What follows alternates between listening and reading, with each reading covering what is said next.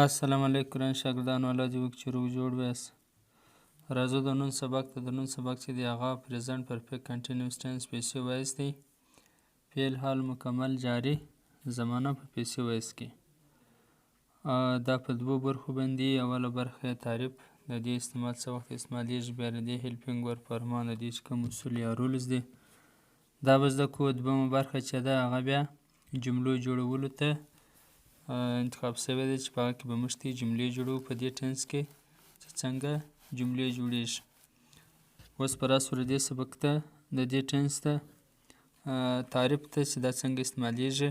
خو دغه څه مخکې که چیرې تاسو نوي یاست تاسو زموږ چینل سبسکرایب کړئ، بیا به زموږ هر ویډیو تاسو له راځي او ویډیو سره لایک کړئ. اوس راځو سبق ته. It shows an action which was started in the past from any specific time and remained continuous in present. دا یو داسې کار ښکاره کوي چې هغه په تیر وخت کې شروع شوی و د یو ځانګړي وخت څخه، د یو خاص وخت څخه، او and remained continuous او جاري وساتل شو in present او جاري وساتل شو روان په اوس وخت کې، موجوده وخت کې. کار په تیر وخت کې شروع شوی دی خو در اوسه پورې لا روان دی. یوه برخه سوې ده، مکمله سوې ده، یوه برخه لا هم روانه ده و دې ته وایي پریزنټ پرفیکټ کنټینیوس. پرفیکټ معنا بشپړه، مکمل، او کنټینیوس معنا روان، جاري.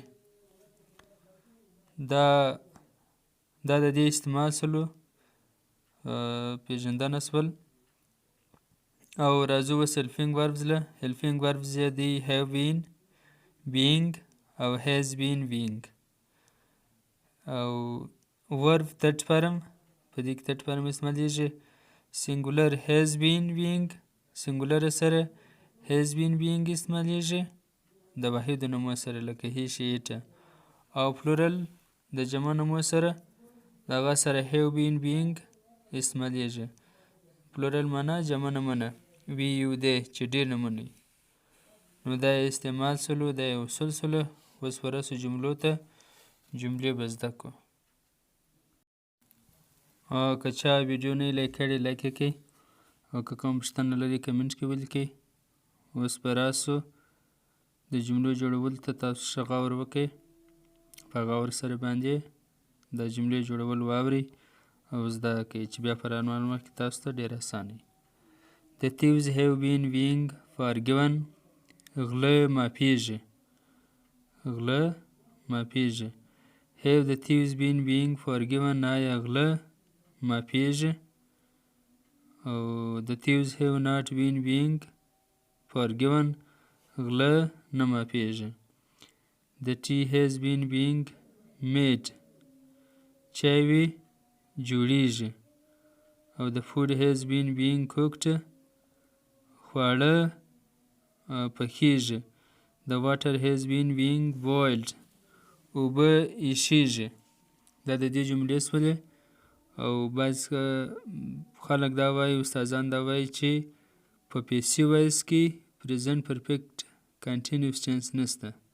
په پیسیو وایس کې پریزنټ پرفیکټ کنټینیوس ټینس نشته. او بل دا دی که چیرې استعمال سي په هغه کې بیا سین سپار نه ورکوي، سین سپار نشته کې. دا خبره باید تاسو په یاد لرئ. په پریزنټ پرفیکټ ټینس کې پیسیو وایس نشته، بعضې وایي شته، بعضې وایي نشته. او بل دا دی چې سین سپار دی خاص نه کې استعمالوي. نو دا زموږ د نن سبق. الله حافظ، تر بل ویډیو پورې.